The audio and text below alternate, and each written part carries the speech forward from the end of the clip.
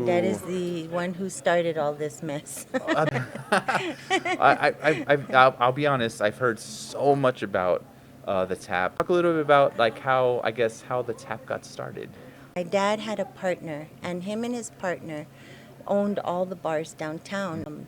And what made them popular and made them thrive was Fort Bliss, because Fort Bliss used to bus all the soldiers downtown, and they would frequent all the bars, and they would cross into Juarez and come back.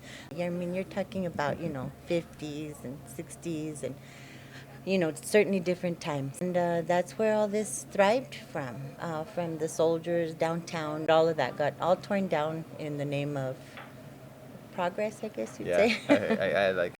uh, what what thrived here was my dad used to cash checks. My dad, on Fridays would cash checks, galore. He wouldn't charge a fee, but you had to buy a But beer, yeah, or a meal, or yeah. whatever, and then he would give you the change. And, the tap has just stood the test of time, because something about my dad is that he was diligent. Whether there was one customer or 10, or the place is full, it opens at a certain time, it closes at a certain time, 7 days a week, we never close. But one thing that I would do is I would look at that sign, and the flashing lights, and I thought it was just the greatest thing ever. So I just wanted to be a part of it.